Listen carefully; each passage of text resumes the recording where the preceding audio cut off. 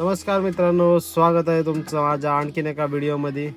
तर आज आपण निघालो आहे कोकणामध्ये.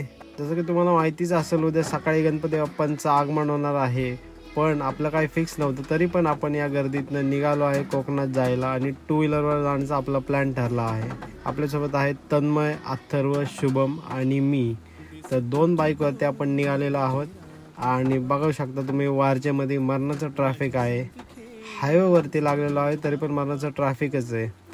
कसं बसं या ट्रॅफिकमधनं एकदाचं क्लिअर झालो आणि एक्सप्रेस वे पकडून गाडीला स्पीड वाढवला. बघता बघता आपण पोहोचलो कात्रज बोगद्याजवळ. तर मित्रांनो, जर तुमचं गाव कोकणात असेल आणि जर तुमचं कुटुंब जर एकत्रितपणे घरी गणपती बसवत असतील तर ते सुखाचे क्षण तुम्हाला जगता आले पाहिजेत. त्यासाठी मी दरवर्षी आवर्जून गावाला जातो, कारण ते क्षण पुन्हा कधीच मिळत नाहीत. तर बघता बघता आपण थांबलो पेट्रोल पंपवरती आणि पहिले टाकी फुल करून घेतली आणि हवा वगैरे सर्व चेक करून घेतल्या आणि हेल्मेट लावून पुढच्या प्रवासाला सुरुवात केली. मित्रांनो, जर तुम्ही पण कुठेतरी लॉंग राईडला बाईक राईडवर चालले असाल तर हेल्मेटचा वापर आवश्यक केला पाहिजे. पुढच्या 20-25 किलोमीटरचा प्रवास आपण वेगाने पूर्ण केला आणि एका छोट्याशा विश्रांतीसाठी आपण एका ठिकाणी विश्रांती संपून पुढे सरकता खड्ड्याने आमच्यावर जोरदार हल्ला केला आणि एक एक करून आमच्या गाडी खाली येऊ लागले. खड्ड्यांना चिरडत मी पुढं चालत राहिलो. त्यानंतर इथं वाईस चांगला रस्ता लागला, त्यामुळे सुपर फास्ट एक्सप्रेसचा स्पीड पकडून आम्ही पुढे निघालो.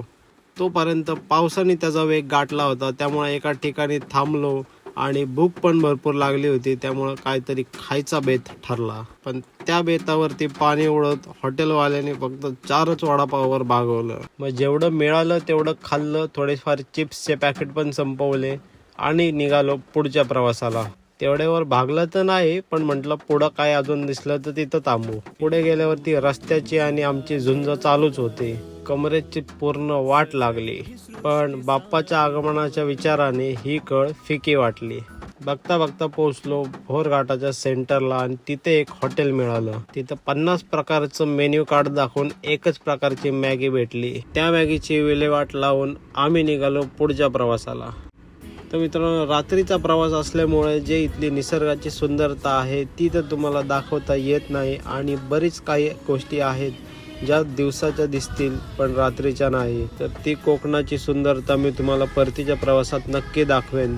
पुढे जाऊन दुकानचं प्रमाण खूप जास्तीच वाढलं आणि सावकाश गाडी चालवत घाट क्रॉस केला. त्यानंतर अंधारी घाटाचा प्रवास संपवून एकदाचा उजेडाच्या हायवेला लागलो आणि स्पीड पकडून खेड, लोटे आणि चिपळूण करून गावाला पोहोचलो. तर मित्रांनो, इथून पुढचे सर्व ब्लॉग तुम्हाला माझ्या चॅनलवरती बघायला मिळतील, त्यामुळे फॉलो करायला विसरू नका.